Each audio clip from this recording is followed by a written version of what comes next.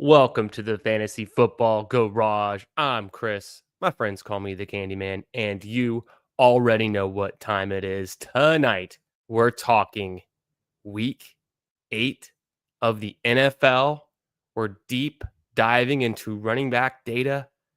If if you haven't already heard, Christian McCaffrey is him. Jahmyr Gibbs is Christian McCaffrey 2.0. Jonathan Taylor is probably the 101 in fantasy football. Quinshawn Judkins is for real. Welcome to the 3 touchdown club, an elusive club this season. Lamar Jackson, question mark. Jaden Daniels, Justin Fields getting benched. A lot going on. We're at the halfway point of the fantasy football regular season. All of that and more tonight. Welcome back to the garage. Let's get right into it. But overall, it's like the guy can ball. Like actions speak louder than words.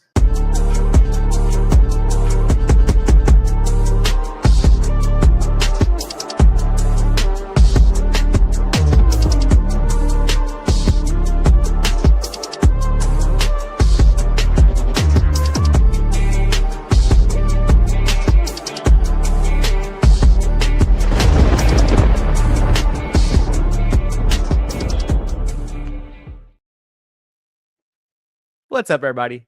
How we doing? Happy Tuesday. Thanks for being here. Hope you're having a great start to the week. Monday Night Football doubleheader. What a phenomenon. I was asleep literally in the first quarter of the Texans game. Wake up on the couch. It's 2 a.m. There's some random, I guess it was ABC News story, local news playing. I don't know what's going on. Just me and the dog in the living room sleeping through the game.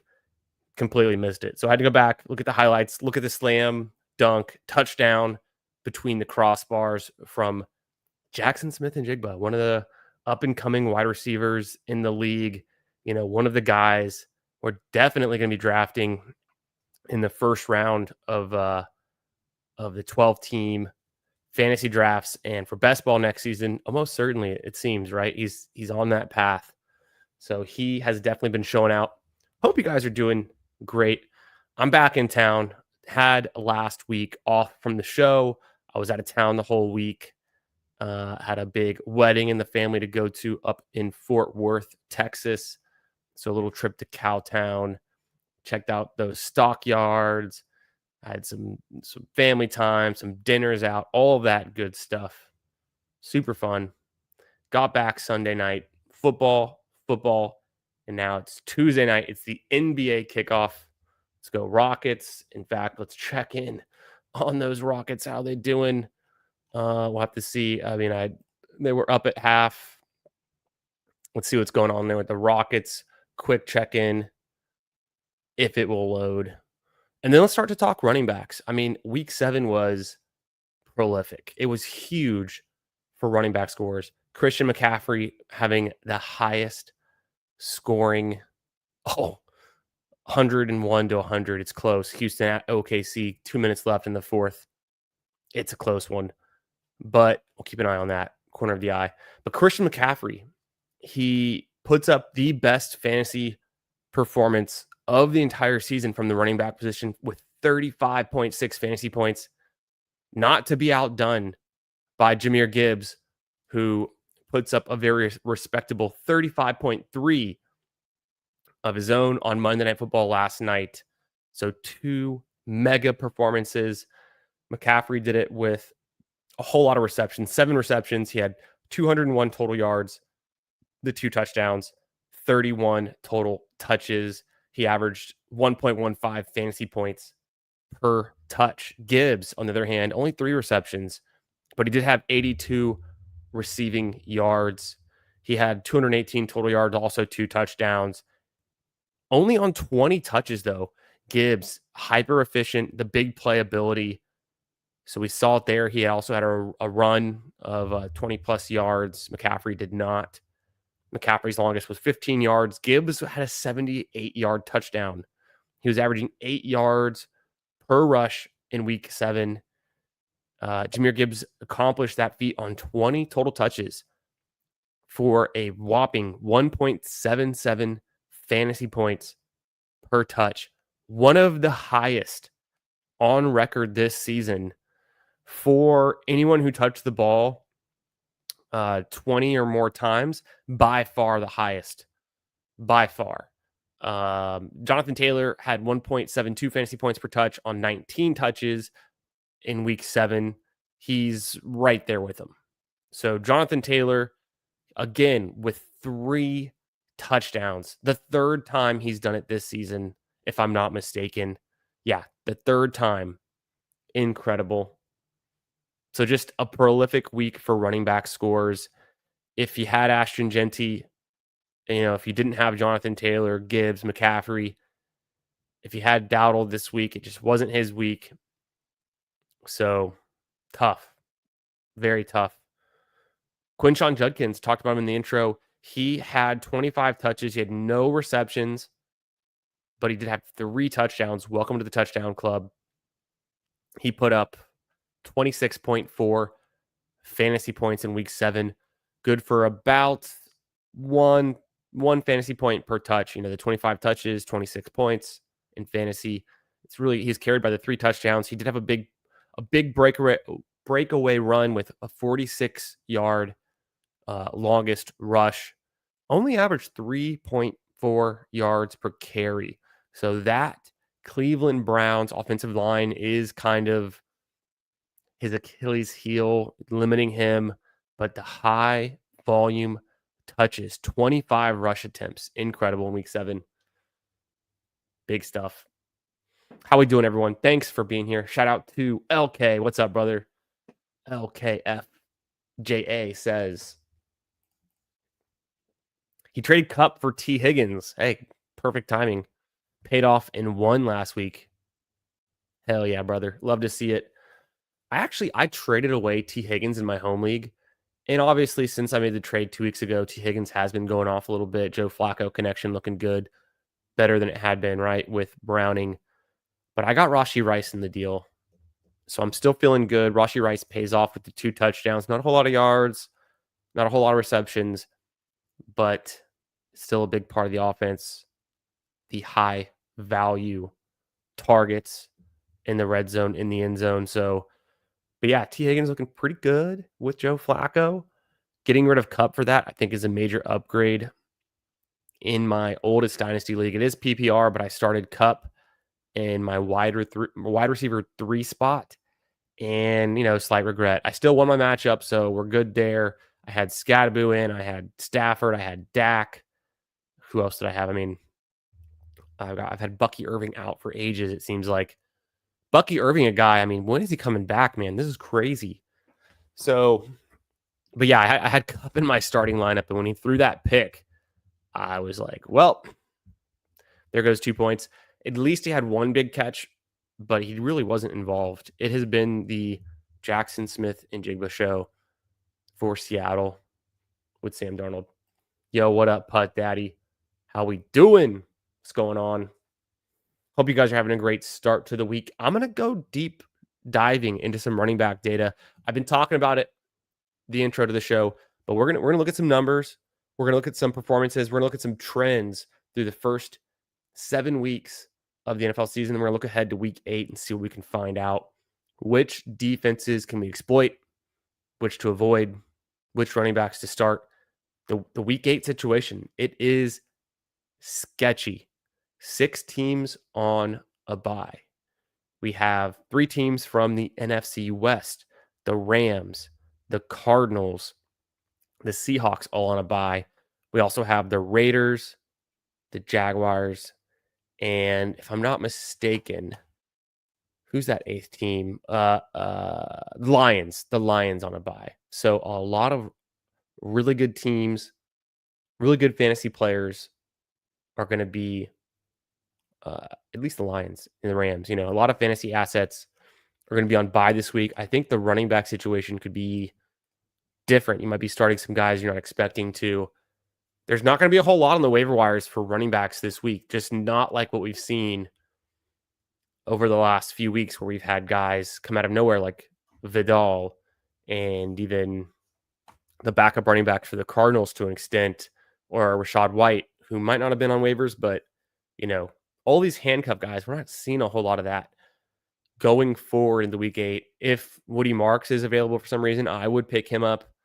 I think it could be a time to go for a guy like Jaden Blue over the second half of the season, who's getting more involved. Nothing meaningful yet, but one injury away from potentially being a high touch guy and someone we know is explosive coming out of college last year.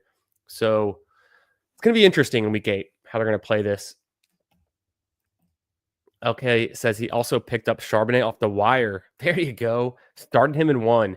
See, desperate times, desperate measures, but Charbonnet should not be available on the wire. I've, go back and forth, but the way that they're really splitting that backfield, it's mind-boggling, right? So there's going to be Ken Walker weeks, sure, but the floor is pretty low. Charbonnet, there's definitely going to be Charbonnet weeks. We saw the 2 touchdowns in week 7. He gets a lot of those red zone carries around the goal line. Charbonnet does. The floor is also pretty low. But you can get lucky. You can hit big around the Seattle Seahawks running backs. It's tough. It's tough to know who to start, but desperate times, desperate measures. Plug one of those guys in for a flex can definitely pay off. Home leagues were crap. Best ball was crap this week. Long way to go, brother. We still got a long way to go, so we're not going to sweat it just yet. But I am getting excited. There's a lot of things coming together. Big stance on Scattaboo before the season. All the best ball teams that I drafted looking pretty good, looking pretty fun. If you were fading Christian McCaffrey going into 2025, I don't know what to say, but I'm going to help you out. We can figure this thing out so we don't make the same mistakes in 2026. I was very in on McCaffrey, and I wish I'd been even more in on him, but I remember when McCaffrey was a second-round pick, he quickly became a fixture of the middle of the first round, and for good reasons. He is the running back right now with the highest single-game performance in fantasy. In PPR, he is by far the best player in fantasy right now. You could argue Jonathan Taylor, but also McCaffrey's been that guy. In half point, you could argue either Taylor, Bijan, McCaffrey, and I'd listen. Jonathan Taylor averaging slightly more fantasy points per game at 24. McCaffrey's at 22.9 now after that 35.6 fantasy outing in week 7. McCaffrey is averaging, and I'm going to go ahead and pull it up on the screen. Let's pull it up on the screen. Let's get into it. Put me up here. That works. And you can see here, I might even make it just a little bit bigger. This will work. This will work. I'll just kind of highlight where I'm at. McCaffrey has been averaging 0.87 fantasy points per touch, but he's leading the league from the running back position with 185 touches. I mean, no one got more usage than him this season, right? Not even close. Only 6 total touchdowns. So there's some room to make up ground by scoring more touchdowns per touch going forward. But he's averaging 26 and a half touches a game. He's almost at 1,000 total yards on the season. Insane numbers, insane pace. The dude's doing it. 0.8 fantasy points per touch is, at this volume, is insane. It's hard to beat. But you have guys like Bijan at 1.03, at Jonathan Taylor at 1.09, slightly lower volume. Jonathan Taylor, of course, getting it done with the touchdowns. He's leading the league with 11 total touchdowns right now. He's had 3 games with 3 touchdowns. Incredible. He has 2 touchdowns across his 4 other outings this year. He's not too far behind. 882 total yards. It's the touchdowns that's really propelling him forward above McCaffrey right now. For Bijan, too, who's also just under 1,000 yards already on the season, only 4 touchdowns. He comes in at the 21.7 fantasy points per game and half point. He's also only played 6 games. So Bijan through 6 games compared to McCaffrey through 7. Some pretty comparable numbers. Uh, they're looking like, McCaffrey, Bijan, very similar guys. Bijan a little bit more efficient with it. And there's some surprising names on this list too. We look at Javonte Williams still getting it done. Not nearly anywhere close to the top tier of those three, but Javonte is a super consistent guy who does have that very high ceiling. It's going to be fun this week. Javonte revenge game against the Denver Broncos. We know the Denver Broncos have been stingy. They're not really giving up a whole lot. It's a matchup that might be an avoid situation for most running backs. Dallas at Denver in the late window this Sunday. But I think there's a little bit of a narrative there for Javonte, and Cowboys offense has been cooking. CeeDee Lamb fully back. He's back. He's on the thumbnail tonight. And love to see it. Over 100 yards and a touchdown in his first game back. Can't ask for much more than that.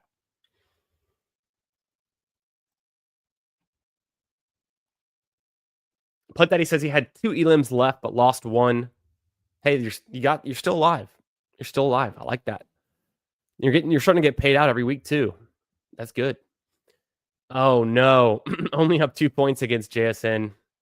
And then he had Evans and Mayfield or Stroud lost that one. Yeah. Hard to believe, but not hard to believe with what ended up happening. Stroud, a non-factor in this fantasy scoring. Mayfield, also a non-factor. The quarterback play on Monday Night Football, no one broke out. No one had a big week, right? So Evans putting up 0 points, breaking the collarbone, out for most of the season. You hate to see it. JSN goes off. Had CMC and JT. Bro, that is rough. Gosh, wish that was a marathon team or even any other best ball format to not get eliminated. That team, could win some serious cash. So rest in peace. Rip in peace to that team for Putt Daddy. You hate to see it. Yo, what's up, Anthony? How we doing, brother? Second round CMC early in the year hitting nicely. Yeah, I'm definitely in on that. Got a little bit. Wish I had more. Like I said, looking back, we're not going to make the same mistake next year. There's just certain players whose ceiling outcomes you have to go for. McCaffrey's one of those guys. We got burned. We've gotten burned before by players and injuries in certain seasons. And the next year, we're a little bit slow to maybe to draft them or value them the right way they should be. In what world could we have lived in where McCaffrey, wasn't a first round pick, wasn't the right choice? There's a number of wide receivers who ended up still taking McCaffrey over, but for a while there, McCaffrey going behind Genty didn't make a whole lot of sense realistically. You never know what happens in week 17. We could have Brian Thomas Jr. put up a 30-point game or a 35-point game in week 17. We're not there yet, so we can't count our chickens before they hatch. But, Nico Collins, another one. It's like, what's his ceiling compared to McCaffrey's? Hard to say. The whole yards per route run data pointing in Nico Collins' favor, but situationally and how the teams utilize these guys, and the whole Jonathan Taylor piece too. I mean, Jonathan Taylor was a fixture of the end of the second round, literally the entire drafting season. I have plenty of teams with Jonathan Taylor in the third round in Best Ball Mania. We just can't make the same mistakes year over year. So we're going to learn from some of these, places where the market was just wrong on running backs. We do this kind of every year, and I'm still in favor of the hero RB builds, the zero running back builds, but there's no getting around it. The Jonathan Taylor, by far the best pick in the second round right now, or the third round if you can get him, similar to Saquon Barkley in 2024. Jonathan Taylor 2025, smash. And definitely could have you could have packed a huge Jonathan Taylor bag if you took him in the first round. You would have gotten him at the 112. You know, essentially, you could have taken Jonathan Taylor in 90, maybe 80% of your drafts if you took him anywhere from the 107, 108. And you wouldn't really even have to because you'd still get him. You'd probably get to pick him in the second round. So if you just took Jonathan Taylor at any pick in the second round in 2025, it's going to pay off. So we'll have to kind of think about that going forward and the team builds for 2026, but just something to consider. And the combinations too, like a Christian McCaffrey, Jonathan Taylor combo, that should be something that's like a high priority to do. And you could have done it any time you're able to access drafted Christian McCaffrey, and you're probably doing it from around realistically 106, 107, 8, maybe 9 if you're lucky, then grabbing Jonathan Taylor on the other in round 2 on that. You maybe can make a case that there's a similar tier for guys in that round 2, like Josh Jacobs. I think James Cook could have been another guy where the writing on the wall is just like obvious that he was going undervalued, and I could have had more of James Cook for sure. But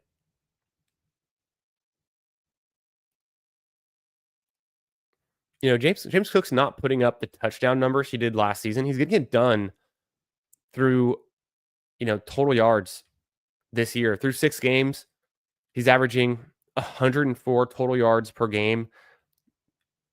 That's more than Josh Jacobs, Javonte Williams, but it's more than guys who we thought, would probably outperform that, like Devon Achane.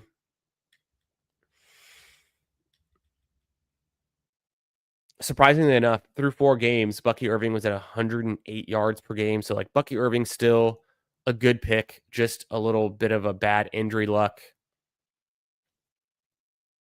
So, as a Texans insider, says Hartman. Yes, Texans insider. Let's put that thinking cap on. What's your opinion on Stroud? I love CJ Stroud. The dude is a baller. He's got it. He's got that dog. He's a winner. Bro can ball out. I have zero faith in the Texans offensive line. I think the play calling is suspect. I think the GM, Caserio, let's get him out of there. 2 seasons in a row, he's squandered CJ Stroud's rookie contract prime potential to load this roster up, not only with skill position players, defensive studs, talent, but really take advantage of the situation, get a better offensive line, give the guy some time in the pocket to throw, make some things happen. Instead, one of the worst offensive lines in the league. Squandered it. Stroud's a guy. You can win with Stroud. There's no doubt in my mind. He is above the threshold as a real life quarterback that you would need and want. And he's only going to get better with time, more reps. So for fantasy, I think he's a pocket passer. I think he's replaceable. I think he's tier 2.5, tier 3 kind of, for single quarterback, kind of like a guy you'd mix in later, probably getting a little bit overdrafted in 2025. Still pretty cheap, but looking back, you could have got Stafford for cheaper, and Stafford's having a much better season, much better weapons, much better line, all of those things for fantasy, at least. The guy I'm worried about right now is honestly Justin Fields for fantasy because, like, what the hell? The dude's he's so bad as a real quarterback, he's going to get benched. You saw what the GM was saying in a press conference in the last 48 hours. He says regarding the Jets head coach, I can't think of his name at the moment, but their general manager, or no, it was their owner actually, was talking about head coach Aaron Glenn. And he says, you know what? What do you expect results-wise for a head coach when they have a quarterback who can't complete a pass? And I was like, damn. So Fields is getting benched this week. You hate to see it. I traded for him 2 weeks ago in my home league in redraft. Rest in peace to that. It's super flex. I also got Rashi Rice in the deal, so it'll get better, but it's going to be bad for a while. Does Fields come back at some point in the season? Almost certainly. How long can Tyrod Taylor last? I don't know if he can last that long either. So a lot to unpack there, but Justin Fields getting benched almost undoubtedly this week. It's rough, and they're going into their bye next week. So best case scenario, they trot him out there one more time. But if they go 0-8 into the bye week, you can rest assured. And I'd put money on it. They bench him this week with what they've been saying around that clubhouse, that locker room. But that he says banging my head for not drafting more of Jason. Yeah, I think looking at my process too, there's some things we can do better. I can do better for next season. Year 2 and year 3 wide receivers, you just can't fade. There's almost a no fade policy. You even have, and it's at value, right? At value, there's different stances. JSN, expensive. Another inexpensive piece, Quentin Johnston, a year 3 guy. A year 2 guy who's pretty inexpensive, Xavier Legette. Not a great pick, but not a bad pick at price. So year 2, year 3 wide receivers, you can't give up on them. That's the lesson I'm taking into 2026. They're all draftable. Trey Tucker, a year 3 guy, draftable, right? Free. Look what he's doing. Give me the year 2 or the year 3 wide receiver, regardless of the situation, regardless of the previous year results, at cost, understanding what, where they're at. But give me those guys over the veterans like a Tyler Lockett, who could just stop playing at any given moment. Those are the guys we need to think about and value. And then there's been some interesting injury runouts too, but where JSN was going in drafts originally at the end of the second round, beginning of the third round, then he fell to the end of the third round, beginning of the fourth round. That's not too expensive to be taking a guy like that with that kind of potential. We were fading Sam Darnold a little bit too much. I think he would have been a pretty nice QB3 on almost any team you can draft him on for practically free. Where we were drafting Anthony Richardson, we were drafting, other quarterbacks that were going super late, but Geno Smith could get benched at any point too. That kind of weird thing, but Darnold seems like an obvious one. JSN, looking back, should have had more. Jalen Coker, what's up, D Smitty? How we doing, my friend? Good to see you. Yo, what's up, Who Sup, fam? How we doing? Schmitty says Jalen Coker. I think fine. I think he played like 30% of the snaps. He didn't have a target, didn't have a reception. But he needs some time. His quad injury was, I guess, kind of concerning. So we just need time for Coker. We like him. A year 2 guy who showed a lot of promise in year 1. Some big playability. Big bodied receiver, fast, gets downfield, makes big plays. The one limiting factor is the Panthers' offense and how reluctant they are to pass the ball. Now they have Andy Dalton coming in for the injured ankle of Bryce Young. And is Dalton going to sling it? Are they going to be more conservative now with Dalton in, just run the rock with Rico Dowdle and Chuba Hubbard? Seems like they could. So that's not great if Dalton's dropping back 25 times on average. If Bryce Young's dropping back, 25 times on average, there's just not a whole lot to go around when you have a target hog like Tedroy McMillan. I also think about guys like getting some of theirs. Xavier Legette's going to get a little bit when he's healthy. So Coker factoring in, he's going to be competing with the healthy now Xavier Legette, who has had some nice outings. And then, yeah, I think the Panthers' passing situation is not the biggest target. I'm holding on to Jalen Coker in my redraft league. I just activated him off the IR. I put Kendre Miller right onto the IR, so 1-for-1 swap. But if you need a starter in week 8 because of all these buys going on, whether you need a different position like tight end, or running back. And I don't know who you're going to pick up that's even worth grabbing at running back. At tight end, there's some obvious answers. Some Gadsden, obvious breakout if he's available. Drop a lot of fab for him. 15% fab, totally fair if you still have it. Maybe even more, maybe 20%. People are going to be in on 15%, but it's at the point in the season you might, everyone has to take a gauge of how much fab everyone has. If you have a top waiver priority, use it on Gadsden this week. I'll say that. There's not a whole lot of running backs I want to target on the waiver wire. Maybe get a Charbonnet or a high level handcuff like Woody Marks that someone else has dropped that you could get.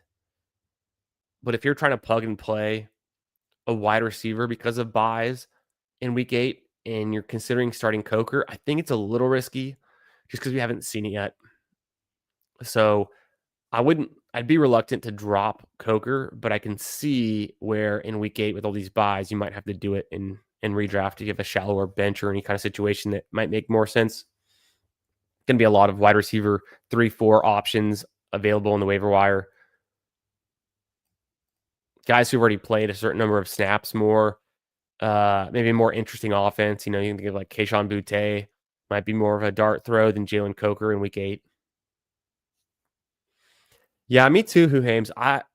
The read that I get on it is when Dalton has come in the past, it hasn't been that great. He's had some good fantasy games, but is he the guy who's going to lock in on T-Mac and give him 12 targets?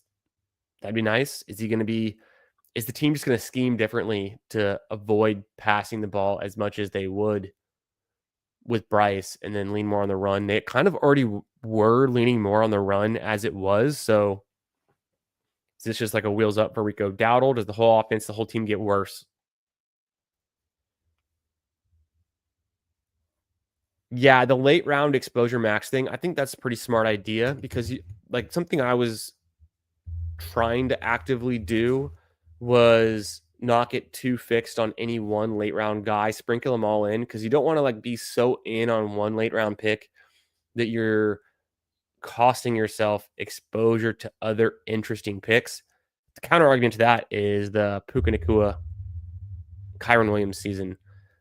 But then devil's advocate says that doesn't come around hardly ever. So I would agree though. I could have had more Woody Marks. He wasn't always an 18th round pick, but 15 plus rounds, sprinkle him in. I think 14 or 15% Isaac Tesla, which I still love. But, could I had a little bit less of him and a little bit more of, insert other name here? Sure. Just to sprinkle things around. I think I have to check to see my exposure. I think I had 10 or 12% Ray McLeod. I thought he was a great late round pick for a while. I remember drafting him in the month of July a ton. The chemistry that he had with their offense in 2024 was going completely overlooked.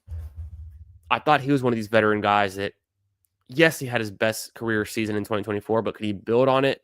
Could he do the same thing? Could a touchdown regression swing in his favor for 2025? Could Michael Penix be a big reason of that? So I was taking late Ray McLeod to stack with Penix, who I did draft a lot of, especially when we had Mooney out and then the news on Mooney, and Ray McLeod was still going in the 17th, 18th round, most likely the 18th round. I should have leaned more into Kyle Pitts looking back at it, but maybe even some more Drake London. But at the same time, this goes back to what we were saying about JSN, the year 2 and 3 guys. We should be targeting late round rookies, year 2 guys, and year 3 guys, a la Trey Tucker, Quentin Johnston, at a higher clip than some of these other veterans, year 5, year 6 guys who maybe had a career year the year before and are a little bit overdrafted because of it. That's kind of where I'm at with it, what I'm trying to learn.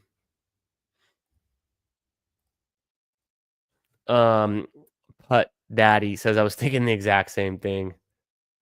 It's hard. It's hard when you feel like you're right. It's hard to go against it. But I think error on the side of believing we're wrong and that we're not actually, outsmarting the market with some information. Because at the end of the day, it just comes down to also risk tolerance and injury the chance of an injury. Because if let's say you took 80% Quentin Johnston, looking pretty good to start the season, might still be a good bet now, but if he gets injured, you're just wrecking a huge part of your teams because of that heightened injury risk. We could have a Brissett situation, yeah, with Carolina where it gets better. It could get better. I've been looking back at some of the historical Andy Dalton games. I don't know if I'm convinced one way or the other yet. I have to look. It's more to me. It's more about like what's the Panthers' schedule looking like going forward, or a Flacco situation. Yeah, where Flacco really brings to life the Bengals' offense in a meaningful way, the passing offense at least. Yeah, what's up? Two mules and a cart. How we doing, brother? Hope you're having a good start to the week. Getting ready. Are you saying 40% exposure to Wicks was a little aggressive? Hey, you got to risk it. You know, risk it for the biscuit. Go hard on some of these late round guys. 40% exposure to Wicks. I don't hate it. It still could pay off. It still could be fine. He's healthy, right? Maybe a little bit banged up here and there. Hadn't had a big game yet. Not the Romeo Dobbs outcome situation path, but I can see it. Week 17, week 16, week 15, if Dobbs is on at least a portion of your advancing teams and has a week, could still be there. But yeah, one of my written rules coming out of 2024 was no player exposure above 30%. And I think my highest exposed player was 24%, 25%. So I had 3 players above 20% exposure. So I was trying to keep it closer to that. 40% Wicks. To me, the biggest caution flag is just what if he gets injured? Not even what if he gets benched, not even what if he isn't a factor for 90% of the season. It's really just the injury thing. What if he tears an ACL? He's out for the season. That just dead roster spots is just the biggest killer. You can still win, though. You can still win with a guy going that late. You can have him on 40% of your teams, tears an ACL. Yeah, you got one less roster spot. You got 17 guys in a lineup, 16 guys in a lineup competing, but you can still win with that. Happens most years. Dead roster spots. And not even just because of injury, underperformance. So I guess at that point, the 40% is just you're getting a lack of exposure to maybe some other late round guys that you might want to have. Yes, I have a ton of Alec Pierce and Adonai Mitchell, 2 of my most drafted players. So it's looking good from a perspective of draft a lot of Colts because the Colts were an undervalued team, undervalued skill position players, undervalued offense, all that good stuff. Some of my favorite teams right now have like Jonathan Taylor, Danny Dimes, and then either like an Alec Pierce or an Adonai Mitchell at the back end, or a Warren, or even I saw one with Pittman. I actually saw a team I was looking at. One of my higher scoring teams was Jonathan Taylor, Danny Dimes, I think Pittman, and Warren. So just like a big team stack and bet on the Colts, and that's paid off pretty nicely.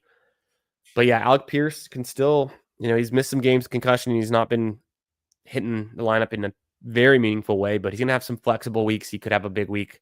He's a guy that can definitely be a top 12 wide receiver in a given week. And the Adonai Mitchell thing, the guy just boneheaded mistakes that he got sent to the doghouse. Does he come back and redeem himself? To be determined.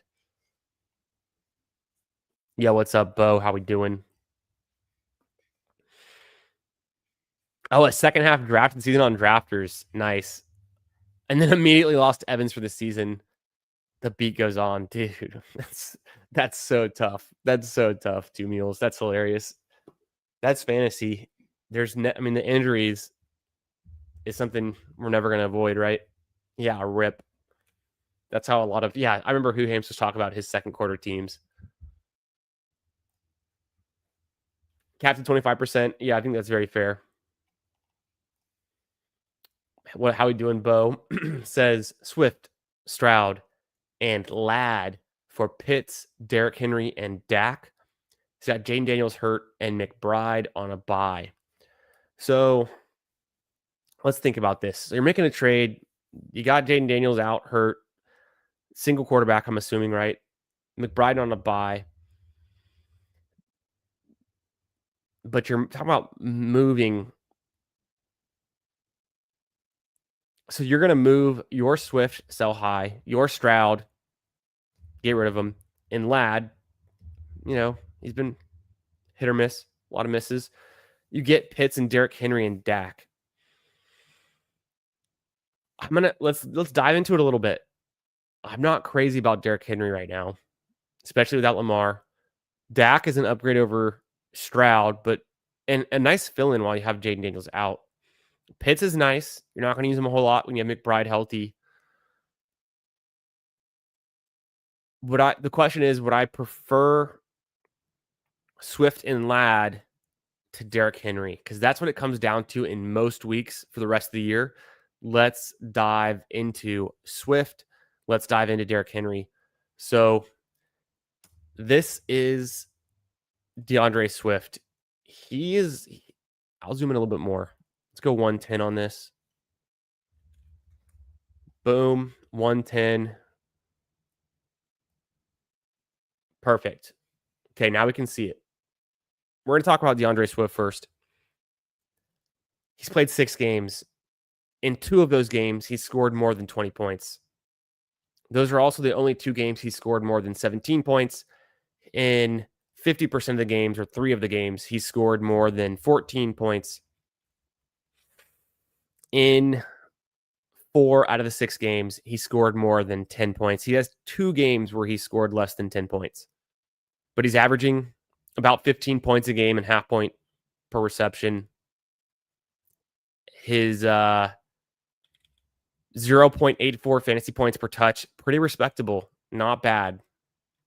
105 touches, only 4 touchdowns. He's getting about 17.5 touches per game. So the things we're hearing, one of the running backs who is worth a waiver wire pickup in week 8 is Kyle Monengai. We've known about him, the Rutgers guy, drafted in the 7th round of the NFL draft. He is the true handcuff. He's the true number 2 in Chicago. Their offense is pretty good. They're going to win some games. They're going to blow some teams out. They're going to run the ball a lot in the second half.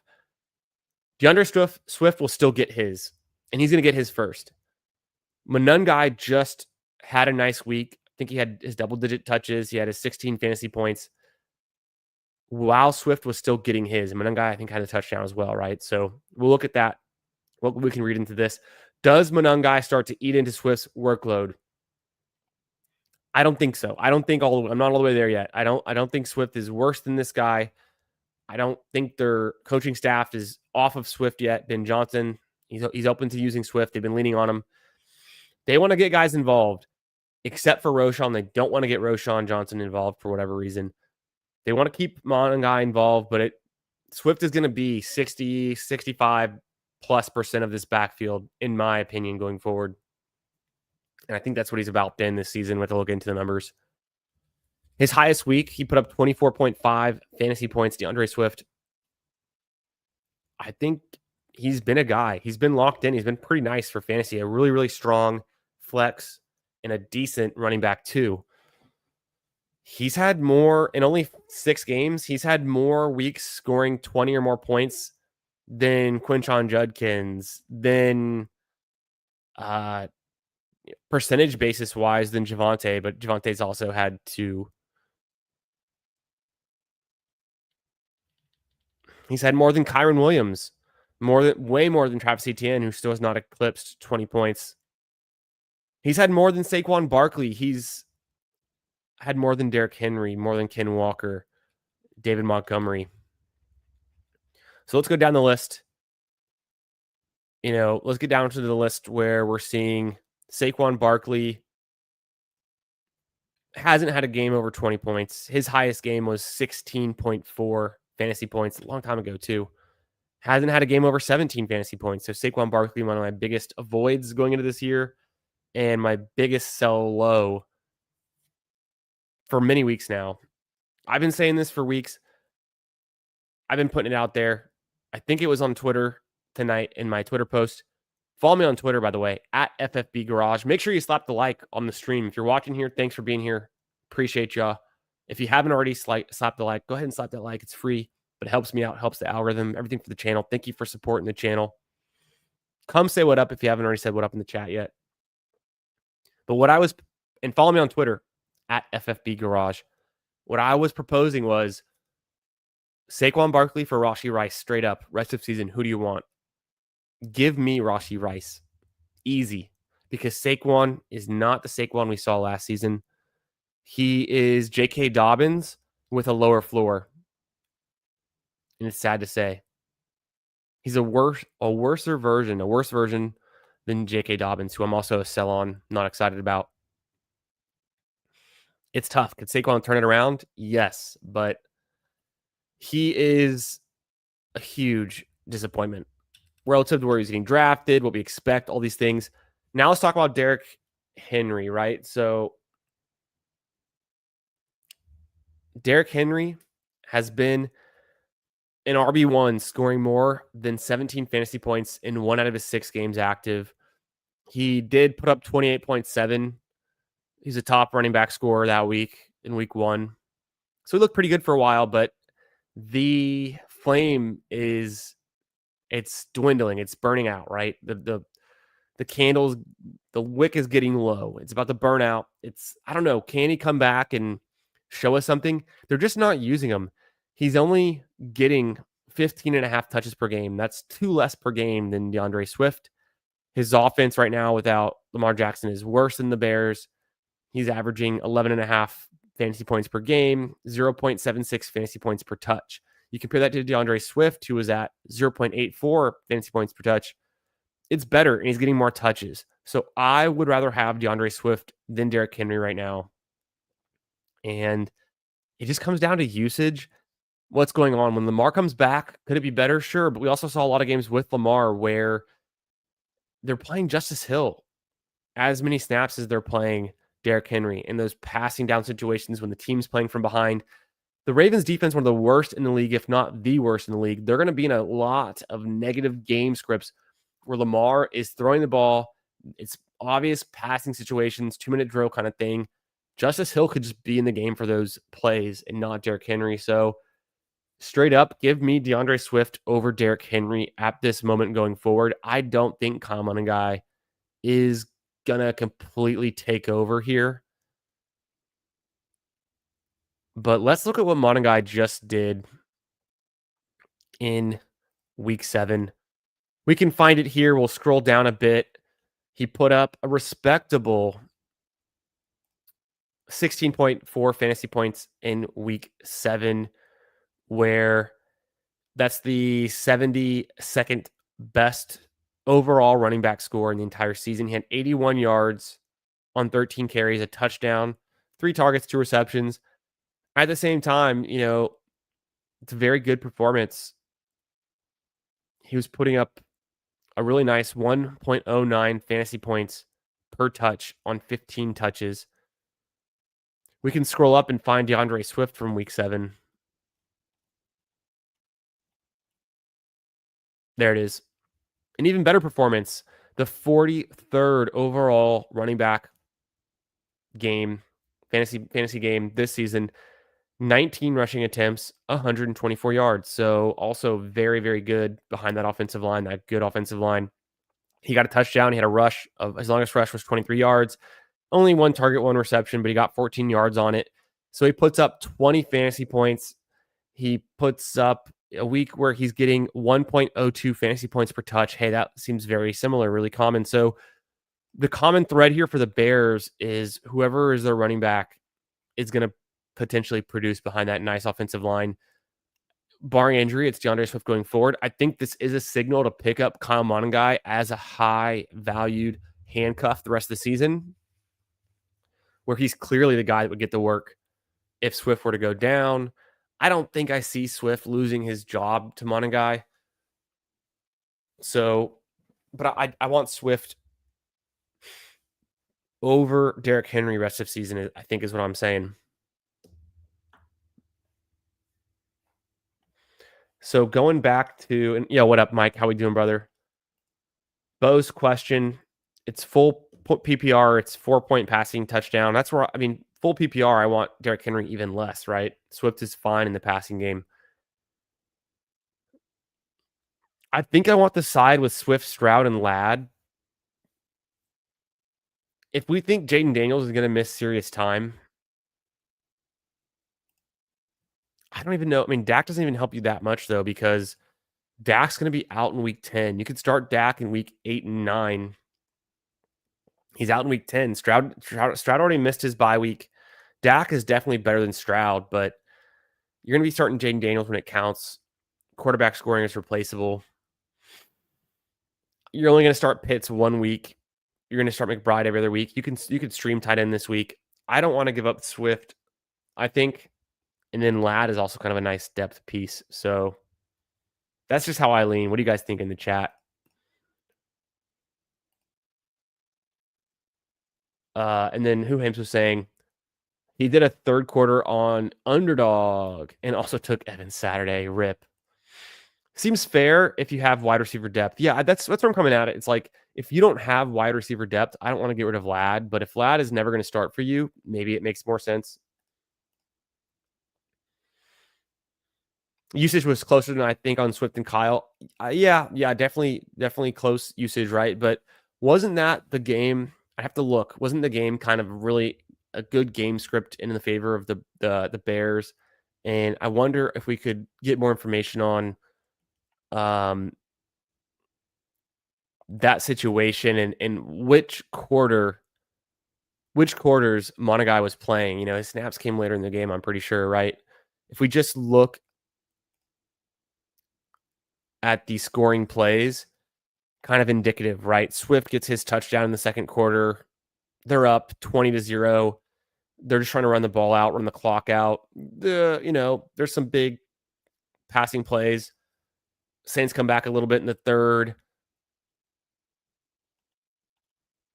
Oh, Monin guys actually was in the second quarter as well. So, but at that point, they're up 13-0. They're up 20-0. Interesting.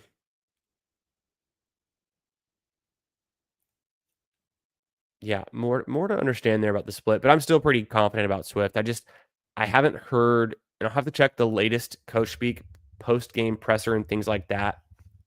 I feel like this whole season I've been hearing good things about Swift from the coaching staff. Their faith in him, they are wanting to use him. So, but yeah, Monaguy's coming on, but I think he's still a high valued handcuff. Potentially some low end standalone flex value across these weeks where we have a lot of buys, like week 8. There's 4 teams on bye in week 9, 4 on bye in week 10.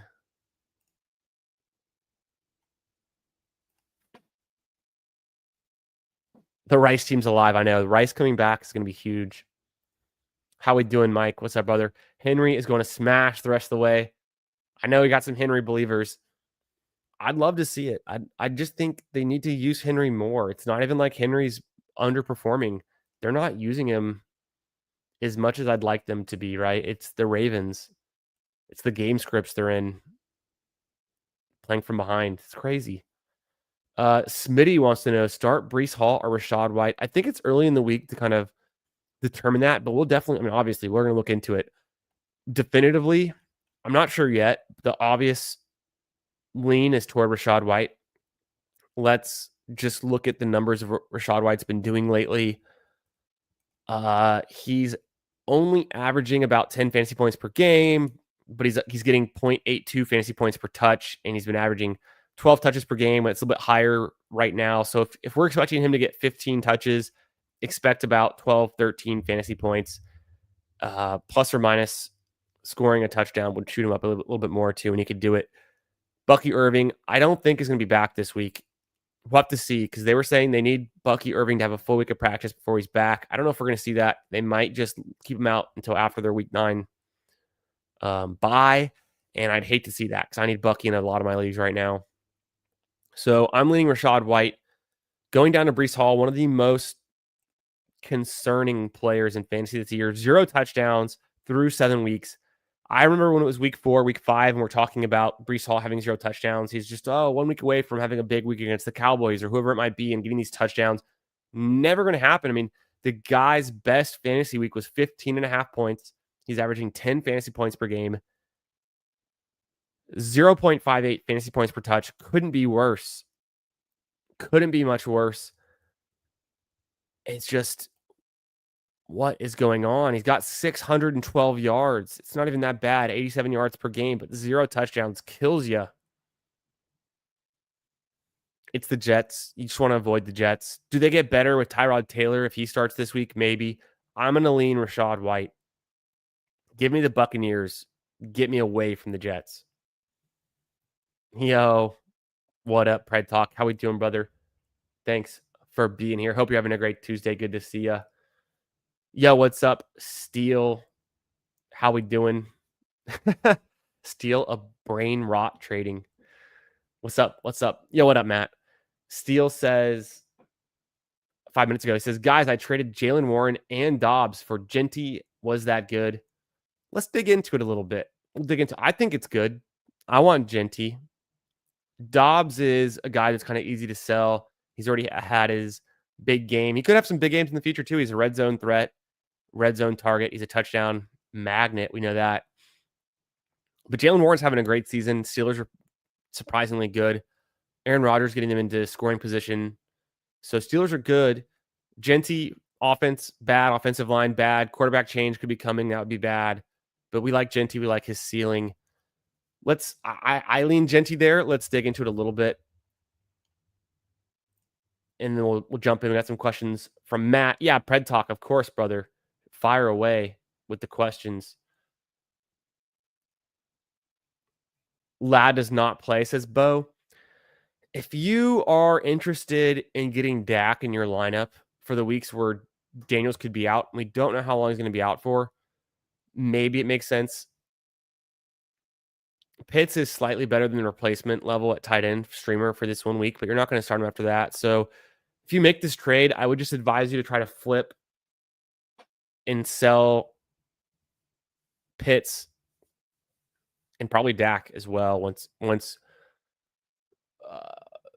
Daniels has the week 12 bye, so you might as well just hold Dak for that week 12 bye also. And then, yeah, try to sell Pitts if you don't have a trade deadline issue after this week. If you can still make trades, use Pitts this week, then trade him.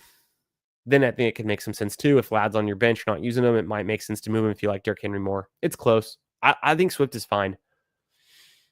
Yeah, fire away, Pred. And we'll get to Matt's question. Let's dig in quickly to Steele's question. Looking at Jalen Warren and Ashton Genty. This gives us an opportunity to look at Jalen Warren, who I was, not super in on, pretty skeptical of.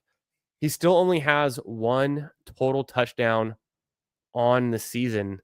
So you don't love to see that. That is pretty miserable. What can I do here to squeeze some rows?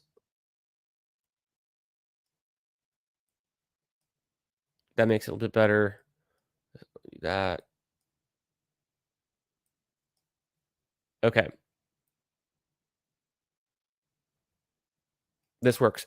So Jalen Warren is best. He's played 5 games. Is that right? Why is that? That doesn't look right to me. He missed some games. Yes, it is right. He's played 5 games. His best week, he put up 17.8 fantasy points. He's averaging about 13 fantasy points per game, 0.74 fantasy points per touch. None of this wows me. He's got a high floor, low ceiling. No ceiling. He's not elite.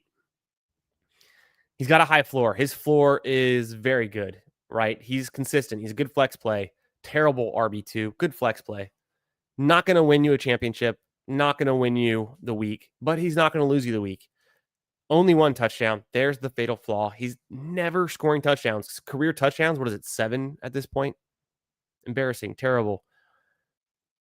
Kenneth Gainwell has more, obviously, on the season. He's got 3. 2 of them came in a game, if I remember correctly, back in week 4. He's getting a lot of touches.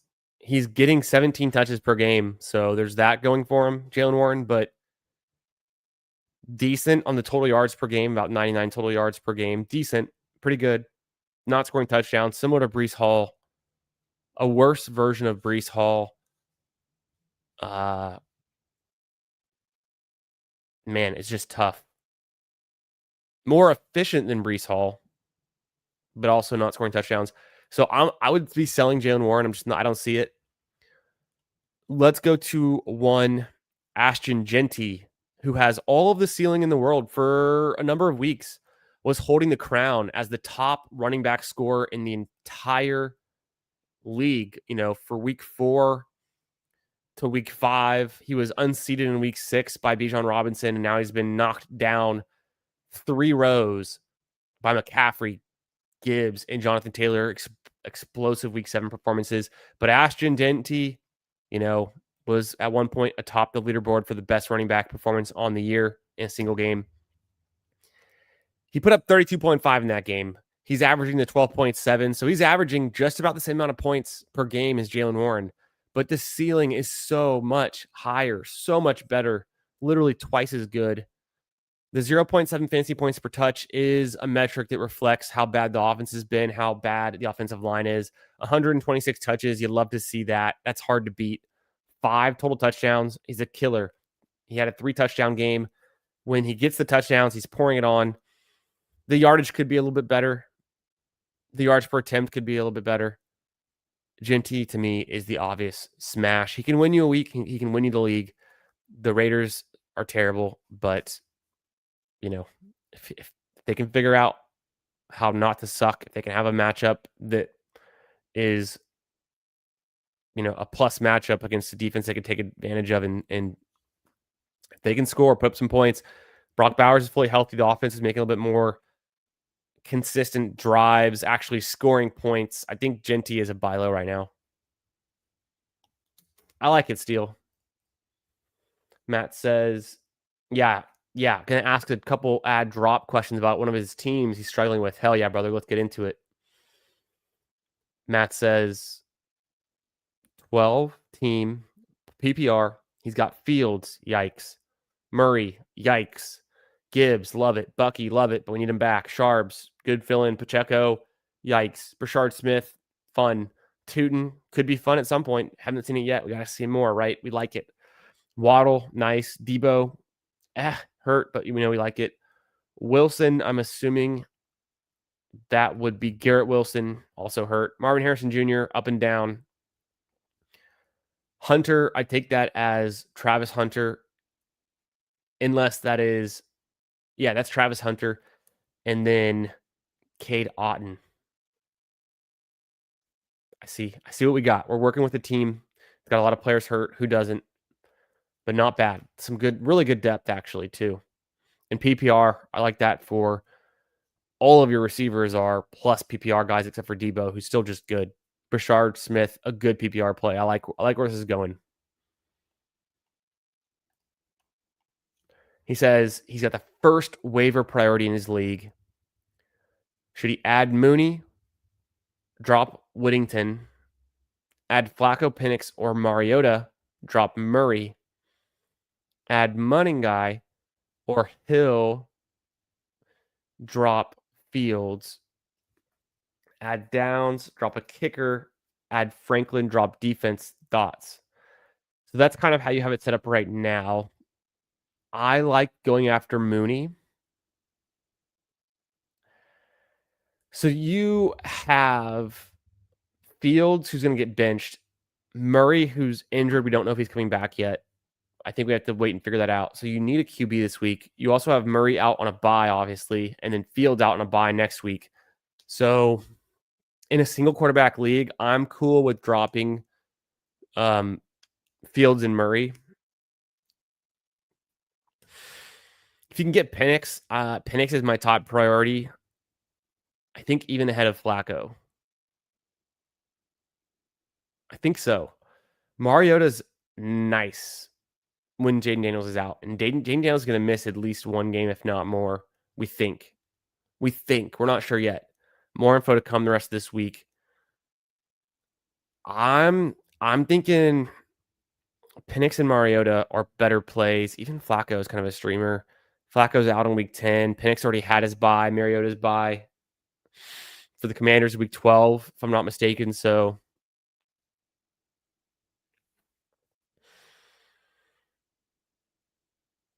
I would probably. I know Flacco's been hot, but He's a pure pocket passer. Mariota kind of has the highest ceiling, and it's already had a good game this season. That's tough. I'm not exactly sure how I think about the quarterbacks yet. You'll have to kind of make some decisions around their matchups, but I like where your head's at, just considering dropping Murray for one of these guys. Fields is going to be tough too. Um, I think I do want to add Monangai. Mooney is maybe a top need for you where you have so many receivers injured or on bye, right? You only have Waddle available this week, is what it looks like from your wide receiver. So you have to play a wide receiver. I'm cool with Mooney there. Mooney and Penix, stacking him up. That's kind of fun. Monangai is a nice to have, but not a need to have. Downs to me is a higher priority than Monangai just because you're going to need wide receiver options. You can always pick up a kicker later unless you have the best kicker, one of the best kickers. I wouldn't want to drop your kicker, but obviously you could pick up a kicker later in the week.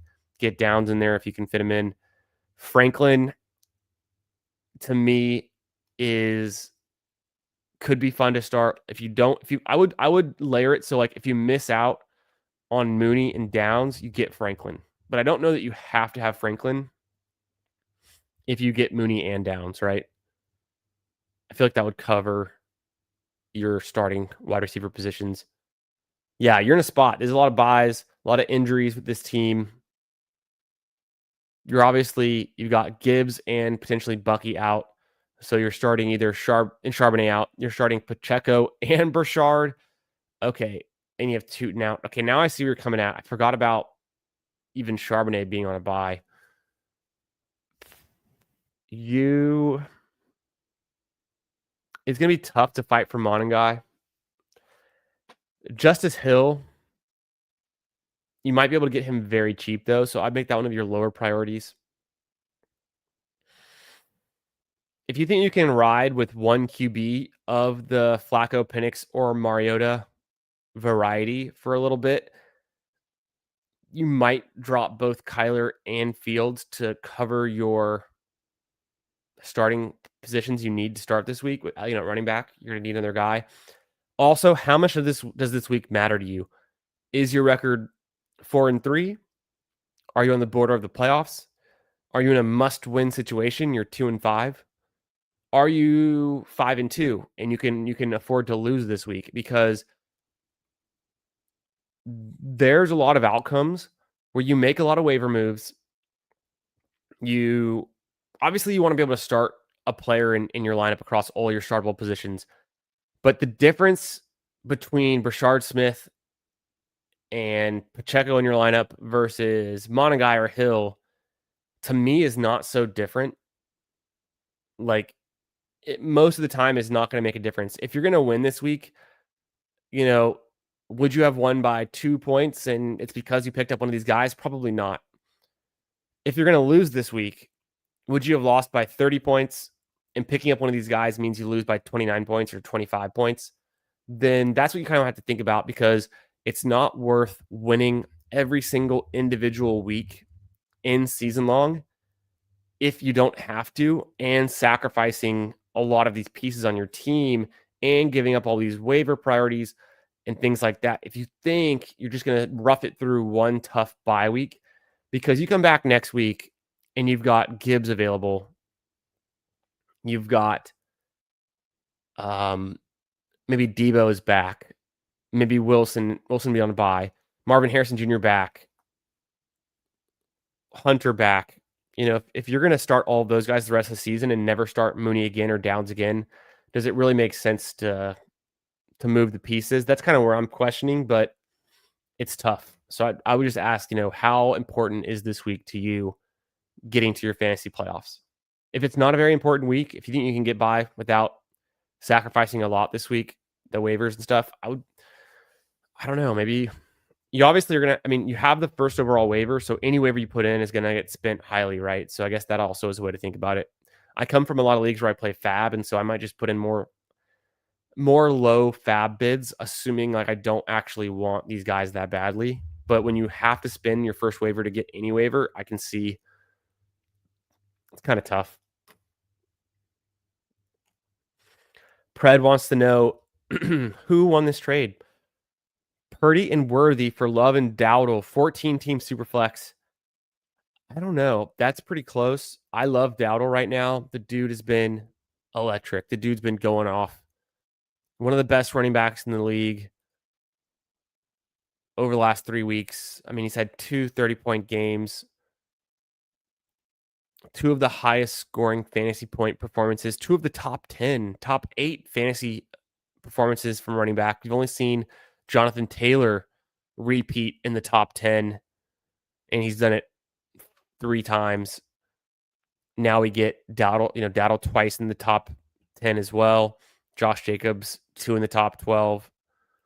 But Dowdle, 0.83 fantasy points per touch, 13 points a game. Obviously, his role has changed since he took over.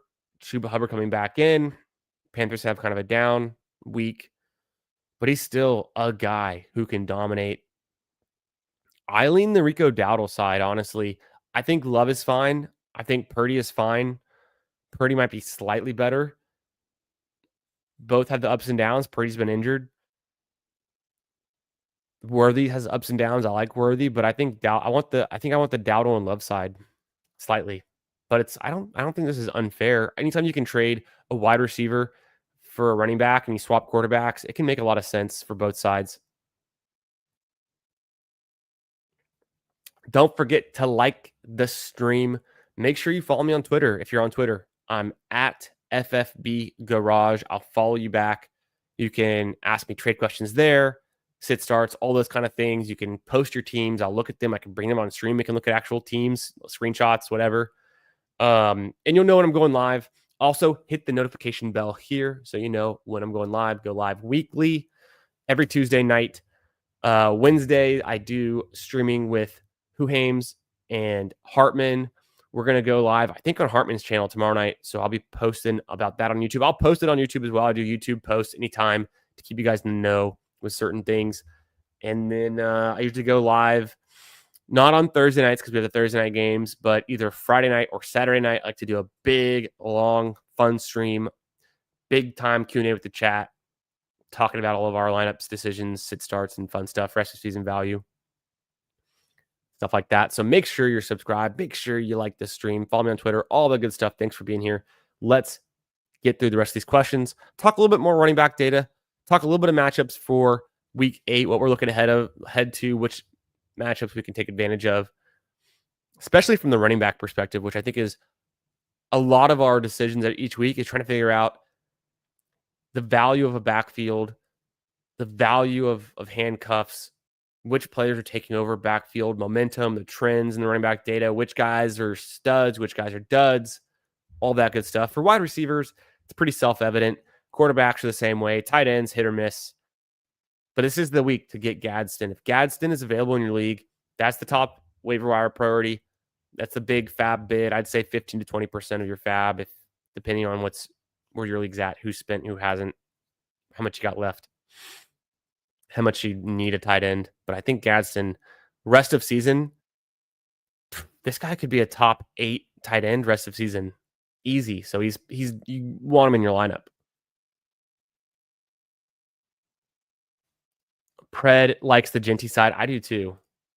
Only problem is the game script might not favor him if they're always losing and they won't be as motivated to run the ball. I think so. He's a great pass catcher, though. I know they get Mostert in there a little bit, but Genty could definitely play in a lot of situations. Yo, what's up, Captain Clutch Pants? How we doing, brother? Catch up with what y'all are up to, what you're saying. Putt Daddy was asking, curious on how your FFPC team with Hartman is doing. I want to draft a team next year. Yeah, we're having a rough go. We had Rashi Rice suspended. We drafted him in June before the suspension, so he was our 3rd round pick. So that really hurt. He's back in the lineup. It helped. We won our matchup this week. We're not doing so good. It's a 12 teamer. We're one of the bottom teams. We're in the bottom 3 teams. So we need some things to turn around.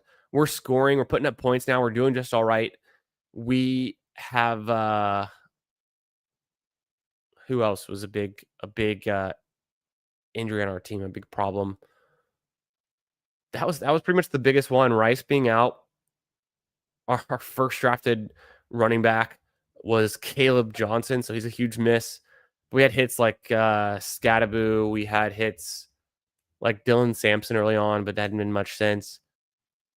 AJ Brown, Jalen Hurts connection was great. We had Keenan Allen, that was clutch. So we've had a lot of bad weeks. We're starting to have some good weeks. I think we'll be lucky if we advance from our pod, but there's a chance. There's only a few weeks left though.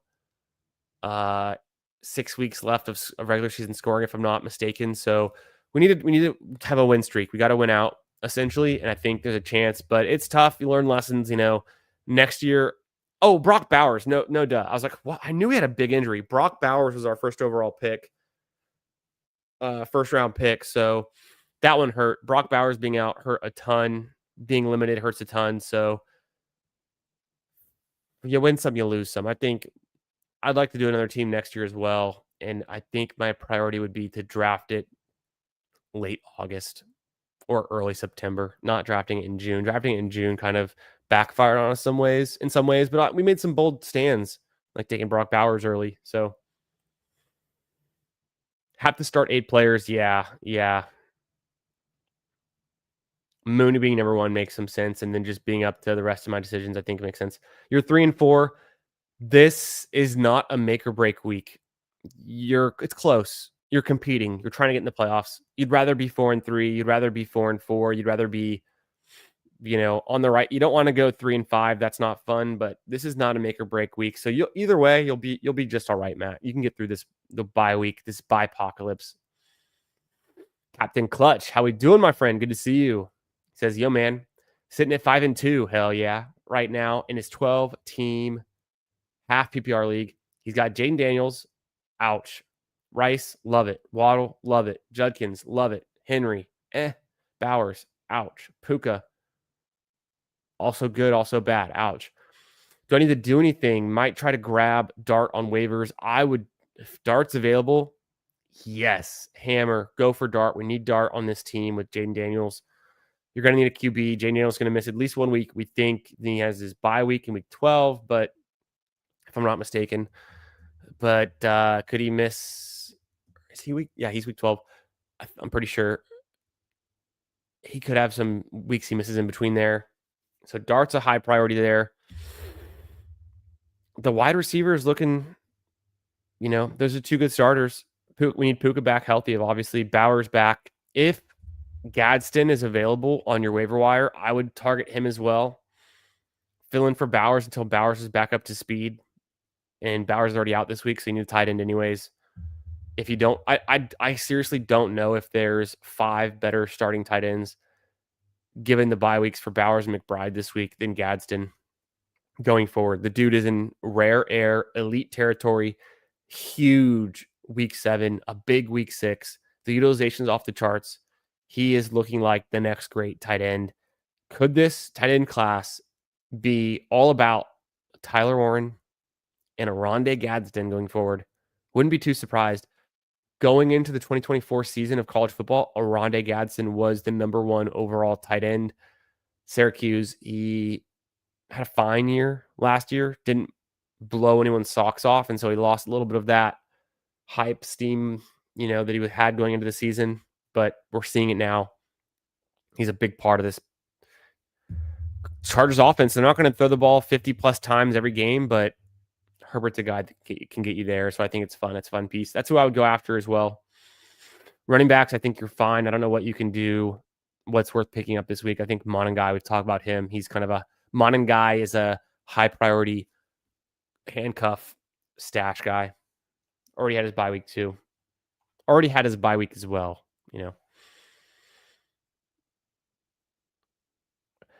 That maybe, Matt, maybe what you can do if like you could let waivers run and then, but then the thing is, like, even if you let waivers run, is there a free agency period, or are you using your waiver again Wednesday or Thursday or Friday night? Will it come to a point where you have free agencies open and you don't have to spend a waiver to pick up your players? If so, I might wait, because to me, Mooney is a wide receiver 3-4. low end flex. I like him though. I'm in on Mooney. I think he can be nice. But if you think there's going to be a quarterback that's going to start this week that's just sitting available, you could pick up as a free agent for free. If you think there's a wide receiver or two that are not too far behind Mooney and Downs, and it sounds like Franklin could be pretty viable this week, a tight end that you could fit in there, then I think if you have, I'm not in a lot of leagues like this anymore, so I don't know exactly if this what I'm saying is making sense in your situation, but I think it does. If you can spend free agency pickup, if you can utilize free agency to pick up players instead of using your waiver, I might do it. You've got the number one waiver. Is this the week to spend it? If you're not getting a Rondé Gadsden, then I don't know if it is. But like you had Bowers, right? So wasn't it just? Am I crazy? Oh no, you have Hunter and Otten. So I would think Gadsden going forward is better than Otten, no doubt in my mind. He might be the number one priority waiver if he's not already taken, if someone didn't snatch him up already. But people talked about him, for a couple weeks now. He might be gone. But I think I'd go Gadsden over Mooney. And then you might just try to, if you have the free agency, period, you might just pick up the guys you need during free agency because there's going to be a lot of low end flex guys who are probably just out there.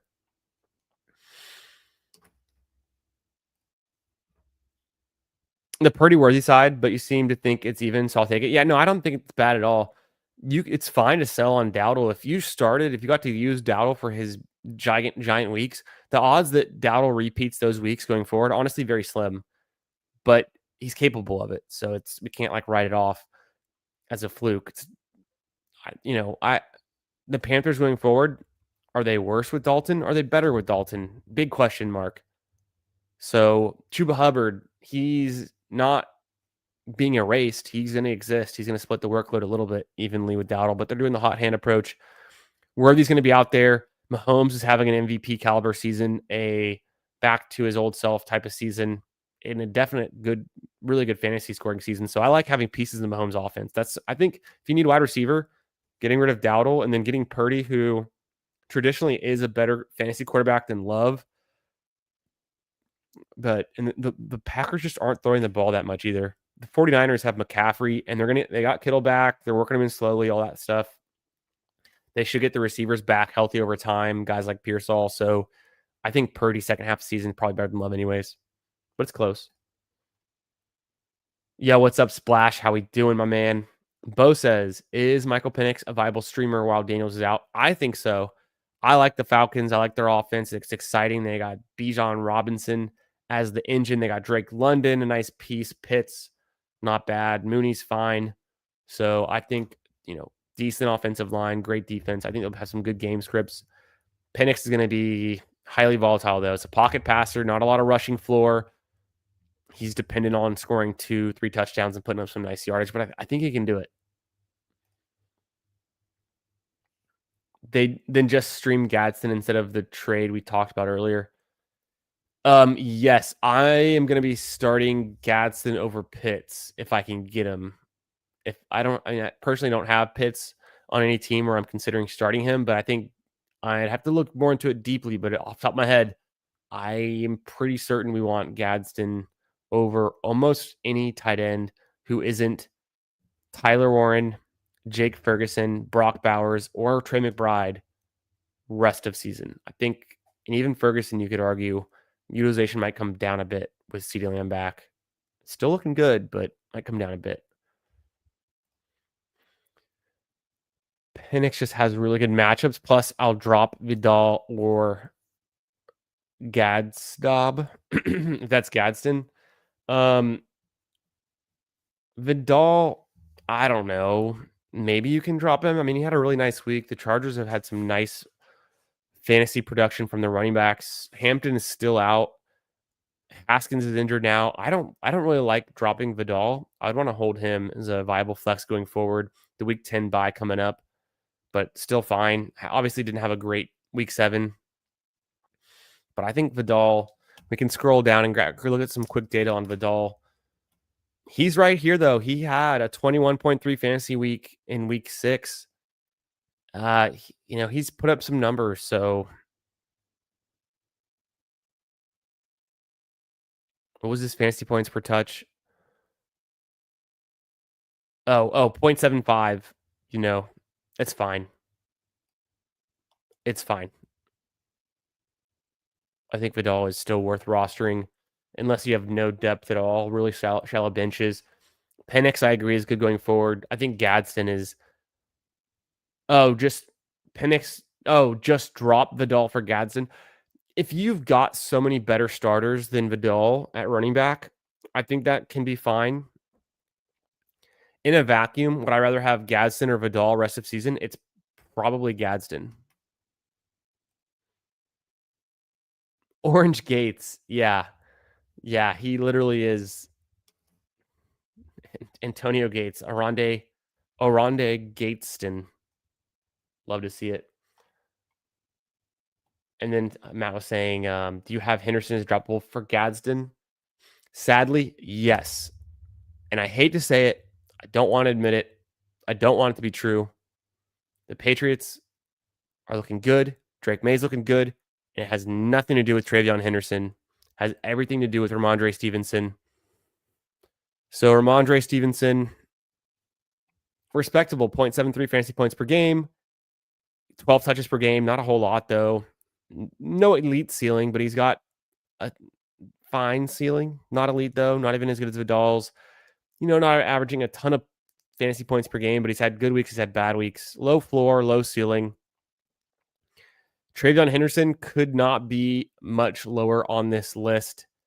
0.66 fantasy points per touch. Terrible. Only 59 touches through 7 weeks. Terrible. 8 touches per game, and he's not registering. He's just not registering. Travion Henderson is not. We're not seeing it in year one. Could we see it in year two? Yes. We're not seeing it in year one. Do we see it in the second half of the season? Maybe. Gibson is already out for the season, and we're still not seeing more Travion Henderson usage. This is terrible. So Travion Henderson is definitely droppable for Oronde Gadsden, although I hate to say it. Splash was saying he's 2-5, 14-player league. I have Baker, love it. Garrett Wilson, need him healthy. McLaurin, yikes, need him healthy. Demo, love him. James Cook, great. Mason Taylor, good. Dalton Schultz, also fine, very good. Cup, ups and downs, mostly a lot of downs lately. JMO, a lot of downs lately. Amon-Ra, elite, sick, love him. ETN, good floor, low ceiling. Purdy. Was thinking about trading JMO, ETN, and Demo for a better running back. Yes. Package the players, trade up, execute, make aggressive moves. You don't have time to wait for ETN to have a breakout, for JMO to have a breakout. For D. Montgomery, we've already seen his big game. He put up 28 points a couple weeks ago. People love the Lions. People will buy Montgomery, even coming off a bad performance for himself. People will buy the Lions. So package these guys together, trade up for a running back, see what you can get, see how good it can get for you. I would be targeting a guy. I mean, I don't know what they're going to give up, Splash, but if you're giving up that kind of capital, that kind of depth, 3 pieces, get as best you can get. Can you get a Quinshawn Judkins? Can you get Achan? Can you get Scadaboo plus? So I'd want any of the guys I just mentioned, get them, and then get maybe another flex or something plus. Or if you think you can get a lot for these guys, can you get a Josh Jacobs? Probably not. Can you get Javonte Williams? I'm throwing out names, but get as much as you can for sure. And I like the idea of consolidating, trading up, getting better value. You've got good depth. You have good players. You need league winners. You need players that can make a difference in that week. Guys who are going to be above replacement level. Montgomery, JMO, ETN, sad to say, love them all. Most weeks, they're replacement level starters, RB2 range, flex range. And then Jameson Williams, we got to sell high on his vibes, on his team that he's linked to, and get a player that's going to give you more consistent points. Tough to say, but you'd like the ceiling of JMO in the position you're in, but you just can't afford more low scoring weeks. Yeah, you have him on Raw, so obviously he's your stud. Penix or Stroud while Daniels is out. I'm a slight lean to Penix, I think. I think I go Penix. And then just a better team. Then do I flex Swift, Sutton, or Lad? Last question. Sorry, man. Bro, that's what I'm here for. I'm here for y'all. Questions and answer. I'm thinking through these things. It's making me sharper. I'm having fun. That's what it's all about. Trying to get better every week. I'm not always going to give you the best advice either. I mean, I'm going to be wrong. Hopefully, I'm right more than I'm wrong. But we're learning. We're trying to figure it out. Trying to use some data. Trying to get the consensus from the group chat as well. That's what it's all about here. We're trying to get better, make the best decisions we can, be right more than we're wrong, win our leagues, do as best we can. And then anytime someone in the chat asks a question, I encourage everyone else in the chat to answer with their opinion because we're trying to get some consensus. We're trying to crowdsource this a little bit, figure out, I might say something, I could be completely wrong. I could say, oh, the Atlanta Falcons have a bad matchup this week, or they've done something, this or that, or whatever. Someone in the chat could be a very avid Atlanta Falcons fan, and they could say, hey, actually, this, that, and the other. They've been hearing some stuff. So we've got insiders all over the place. We've got a lot of sharp people in the chat. Who Hames is here, super sharp. Hartman, super sharp. You all as well. I'm learning more about you guys, your teams, your leagues, and what you guys got going on. Some of you guys are killing it out there. My redraft home league, I'm struggling. I'm trying to fight for a playoff spot. Some of my other older dynasty leagues, I'm crushing in. I'm a top 3 or 4 team, and I'm trying to hold down a top spot. So we're all over the place. And it's a week to week. Fantasy is a very week to week game. We're trying to win every single week. So there's new information, new decisions to be made every week. We can't just ride on what we've been doing the whole season. We can't just ride on Saquon Barkley from the points that he scored in 2024 aren't going to help us in 2025, all that stuff. Then do I flex Swift, Sutton, or Lad? I have to look at more of the matchups for this week, and we'll definitely start to look at that as like Jake Seeley puts out his adjusted points against strength of schedule matchups for the week. He comes out with that usually on Wednesdays. I didn't see him put it out today on Tuesday, so we'll look for that from Jake Seeley to give us some more data to work with. But just looking at the matchups and what I think, also did the Rockets win? The Rockets did not win. They lost by a point. RIP. Whatever. Long season. Do I like Swift? Yes. Do I like him against Baltimore? Hell yes. You got to start Swift. That's the best matchup for running backs this season. We've known it. We've seen it. So give me Swift. Sutton against the Dallas Cowboys is a fine matchup. The Dallas Cowboys defense is giving up a ton of fantasy points. So not a bad place to go either, but I'm still leaning Swift. And then Lad against Minnesota on Thursday night. Probably my third choice there, honestly. Probably my third choice.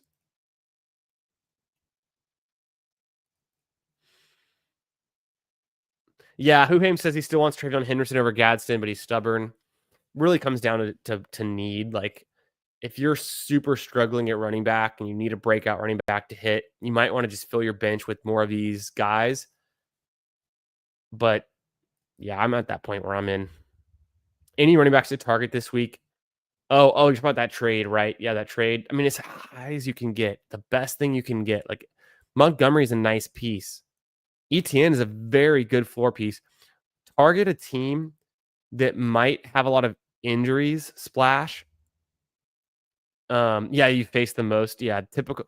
You hate to see it. The story of fantasy football is every one of us in every one of our leagues is always going up against the most fantasy points. Inevitably, it's a tale as old as time.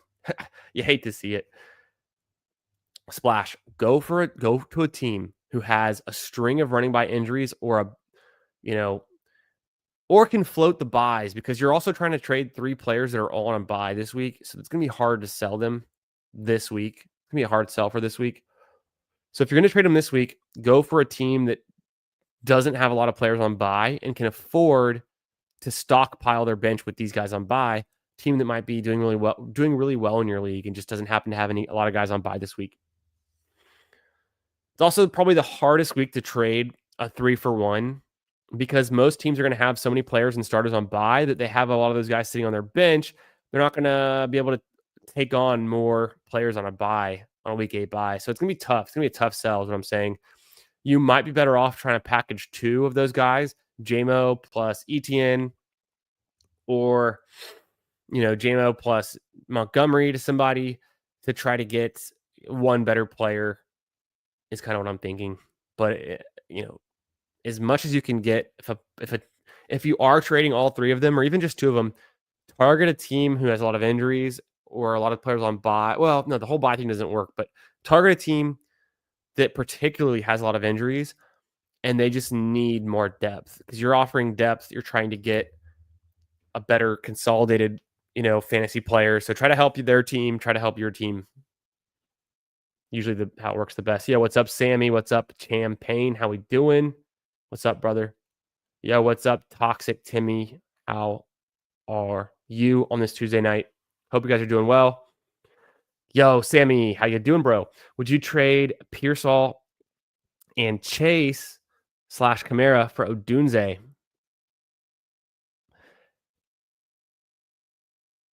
Would I trade Pearsall and Jamar Chase for Odunze? I would not trade Pearsall and Jamar Chase for Odunze.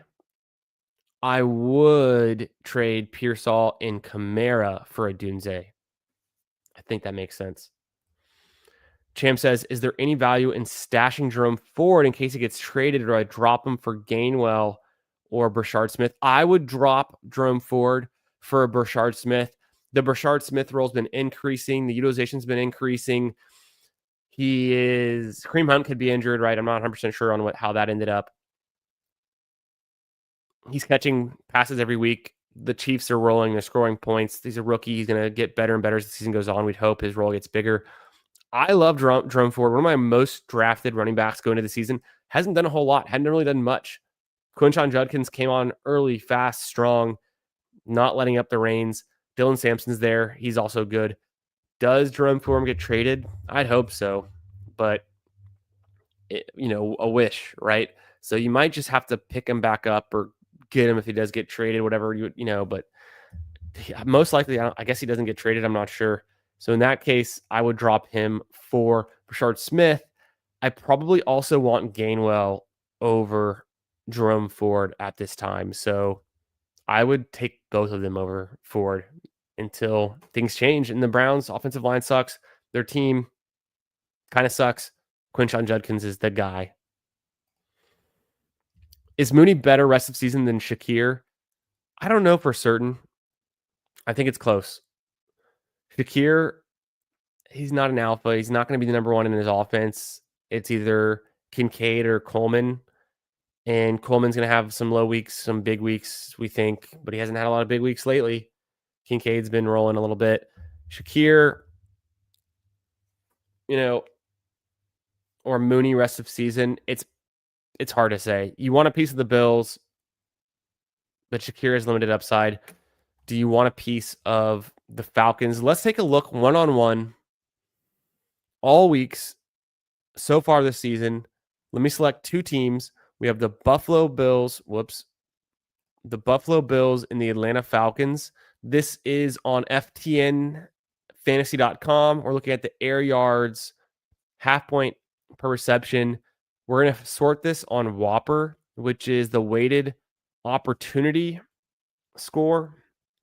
It's weighting their team target share and team air yard share. So obviously Drake London at 76. It's a pretty good score. I've seen higher, but it's a pretty good score. Keon Coleman's at 48 because while he only has 20% target share, he's got more than a fourth of the air yard share. I think this is a way to value like the quality of the opportunity they're getting. Pitts is up there. Shakir is about 38 with almost 20% market target share, only 12% air yard share, but he gets it done on the ground. His yards after catch is where Shakir gets it done.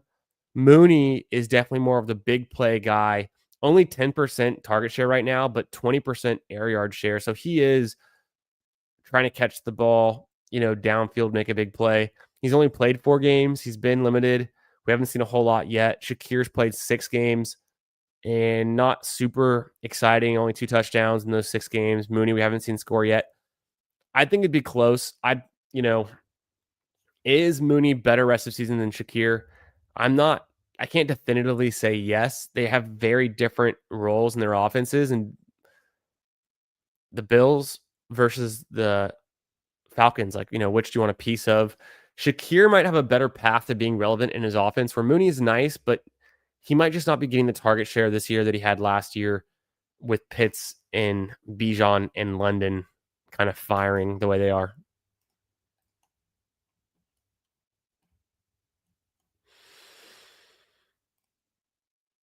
Make sure you guys slap that like button. I'll go through a few more questions and then we'll call it a night on this beautiful Tuesday evening going into week 8 of the NFL.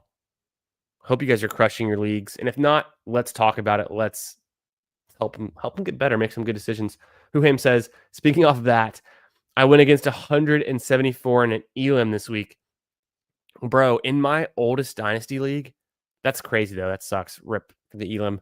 In my oldest dynasty league, it is PPR, it is super flex, and I wasn't playing this guy, but a guy in our league put up the highest score all time. And this is a league that's been going since 2020. He put up 244 points. Full PPR, super flex, but like a median score most weeks is going to be 125 or 130.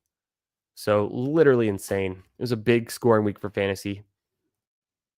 Bo Nix, Jahmyr Gibbs, to name a few. Cham says, should I try to sell high on Quinshon Judkins or hold? You could try to sell high. Just kind of looking at it.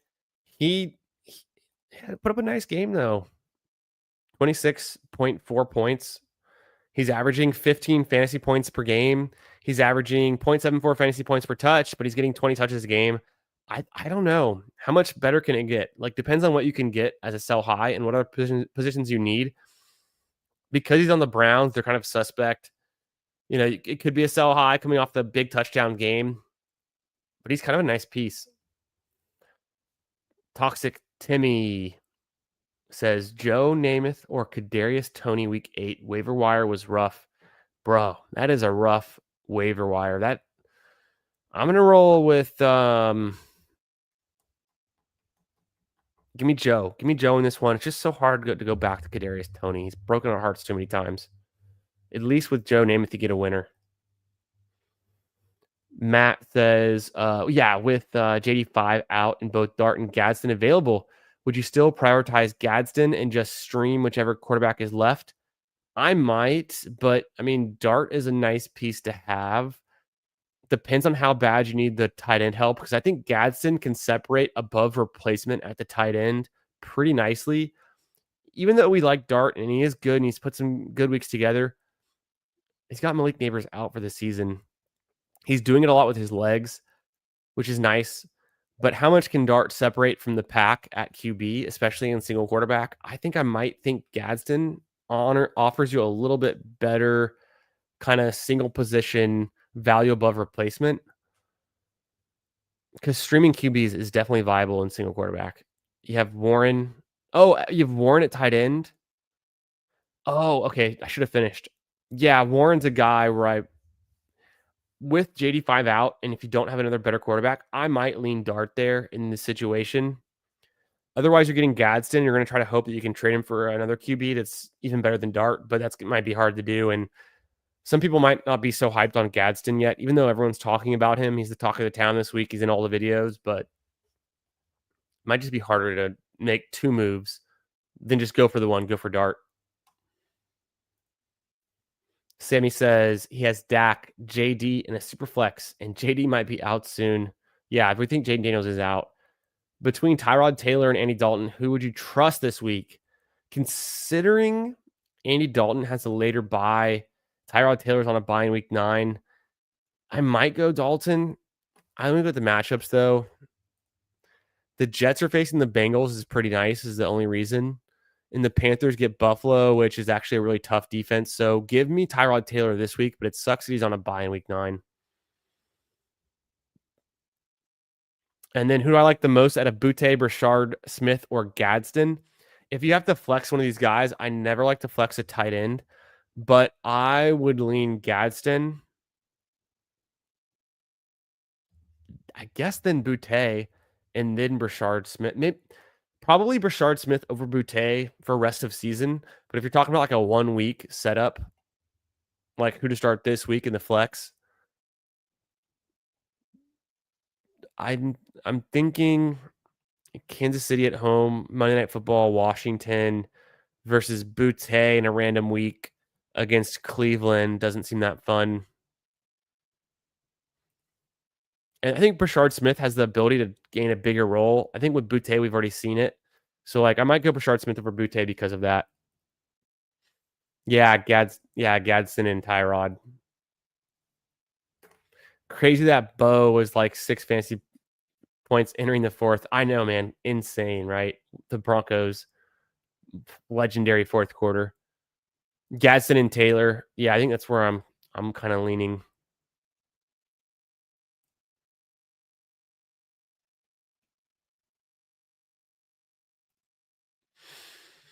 Brashard Smith is fool's gold. Could be.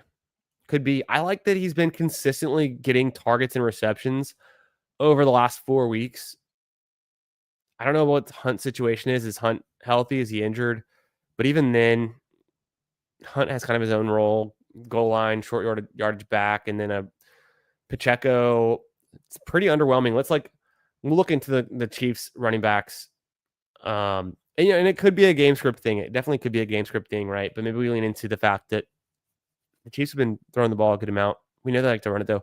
Let's look at just the Chiefs running backs on kind of like what they've done, and none of them are impressive.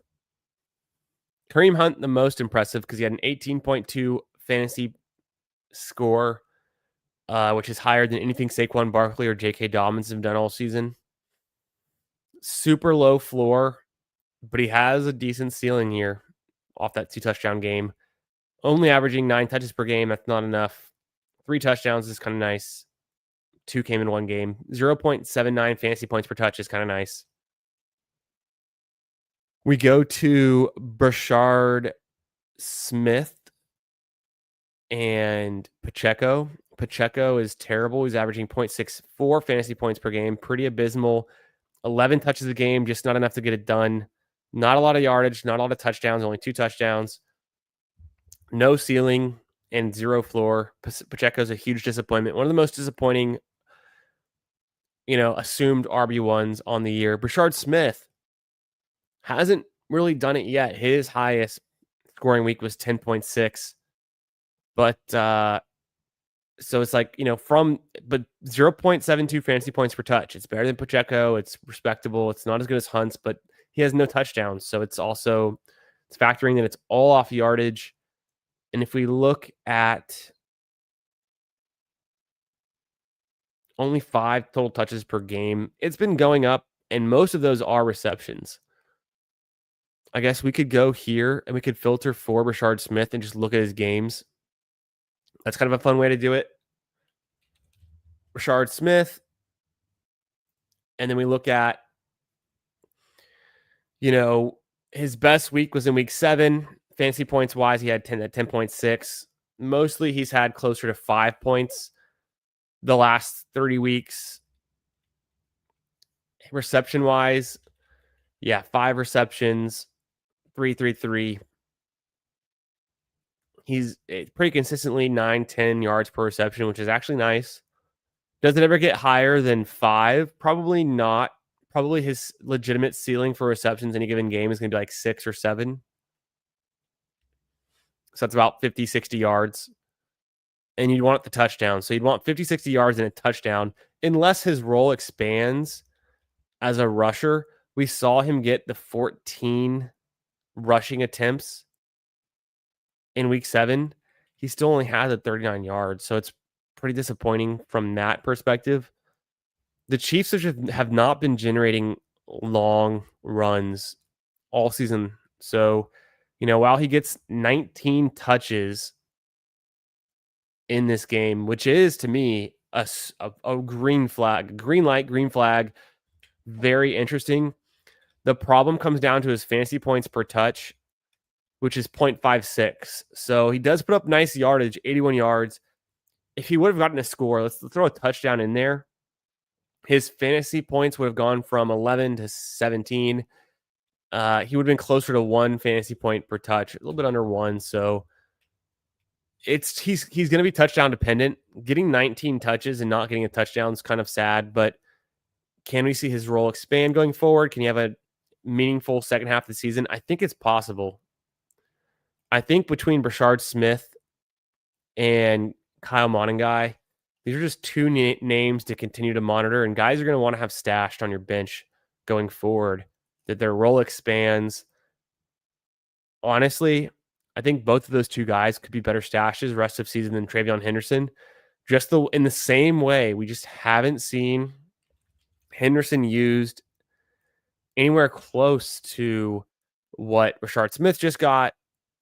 11 rushing attempts and 3 targets and 3 receptions back in week 3, but his role's gone smaller and smaller since then. Really, it's sad.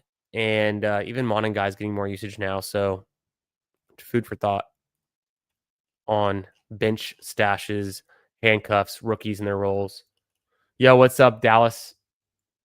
How we doing, my friend? Just doing a deep dive there on some of these rookie running backs that Pred was talking about, that Huham's talking about. Dallas says, should I trade Terry McLaurin for Bill? If not, I have to start Kyle Monangai or something this week. Genty and Gibbs on bye. I'm cool with potentially starting Kyle Monangai this week in a desperation flex play with the Bears against the Baltimore Ravens, who have given up the most fantasy points to opposing running backs of any team this season, the worst defense in the league, the Baltimore Ravens. So actually, I like that matchup. If you can snag Monangai, or if you already have him and you want to start him this week, I'm cool with that. I don't think, Dallas, that you have to trade Terry for Bill. But at the same time, I'm a pretty big fan of Bill.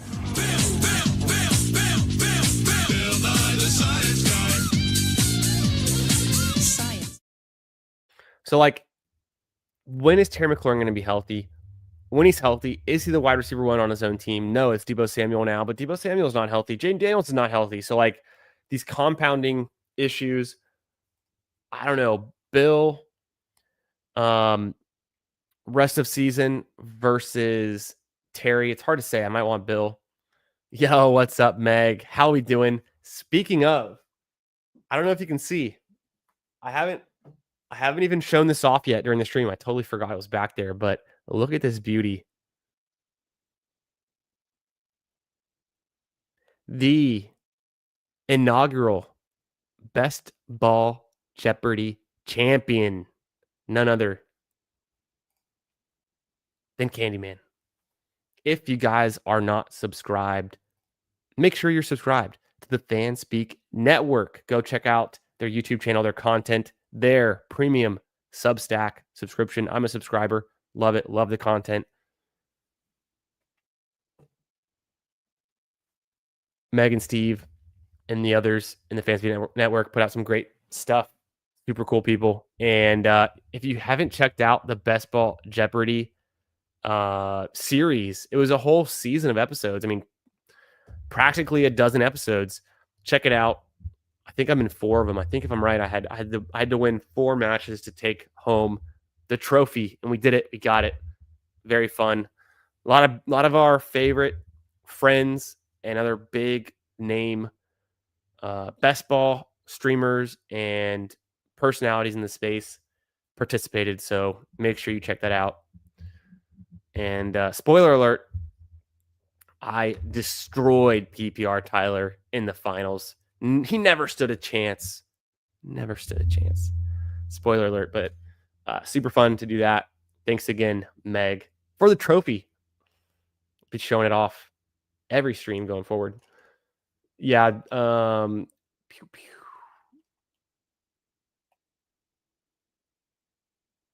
Let's see. Pred was saying Brashard Smith is fool's gold. Sammy says, last question, LMAO. Atlanta or Tampa Bay defense? We'll get some more data as the week goes on. It's still kind of early. Atlanta against Miami could be really nice. Tampa Bay, I mean, especially with a big dud that Tua just put up. I mean, geez, stinker. Tampa Bay versus New Orleans, kind of a nice matchup too. But New Orleans, sneaky, a lot of play volume, passing a ton, big playability with Olave and Shaheed. So Juwan Johnson's not a slouch. I would think Atlanta at home against Miami slightly better than Tampa Bay on the road against New Orleans. And especially because Tampa Bay and New Orleans is a divisional matchup. Those things can always play in weird ways. So like you get a weird game where New Orleans can win one. And Tampa Bay is all banged up. I mean, Mike Evans is out again, and then banged up Egbuka. Is Bucky Irving back? We don't think so. We don't know. Atlanta, their defense seems like it's legit. The pass rush that they put together with their rookies. I mean, the way they've come together, I like that defense. So give me Atlanta.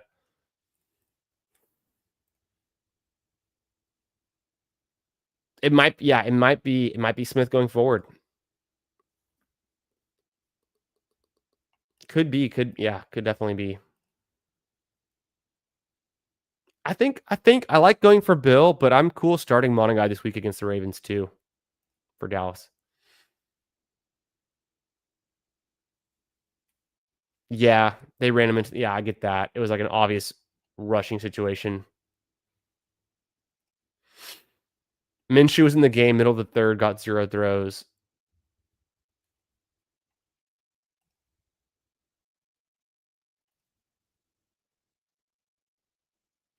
I mean, Dallas, I like getting Bill. I think that could be a fun piece to get. I mean, if we just look at the running back data around Bill, Krosky Merritt, obviously he's had some ups and some downs. Oh, let me go to the summarized data. We'll scroll up for Bill. He had been higher on the list. He's been falling down the list a little bit.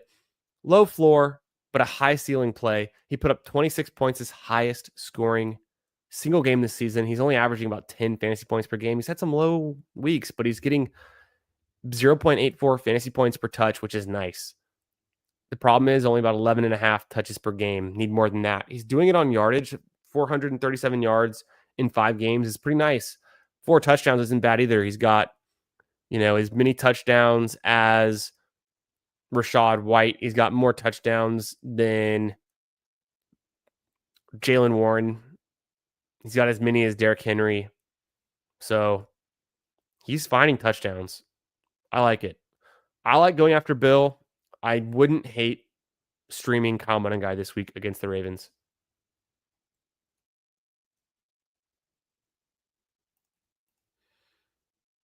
Yes. Shout out to Meg and Steve for their marathon sweats.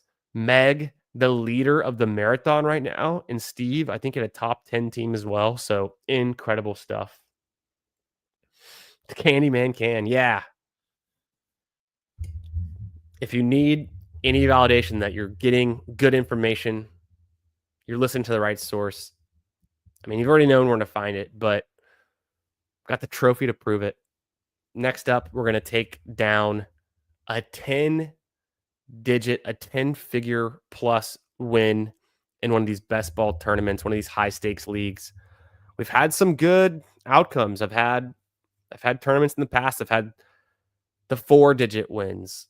I've had seasons where we've won 5 digits, 5 figures cumulatively across multiple wins, but we haven't hit the big win yet. The $10,000 plus win in a single tournament. So we're hunting for it. We're going for it. We've been very close. Chris Rod getting all the touchdowns. No, thank you. But also, it is happening a little bit. We scroll down. We can scroll down. We can find Chris Rod on here. I was looking at this earlier because the Jeremy McNichols breakout game where he had a week with 13.8 points and a touchdown, and he's actually 1.36 fantasy points per touch. He just only has 22 touches on the season. So they're not using him at all.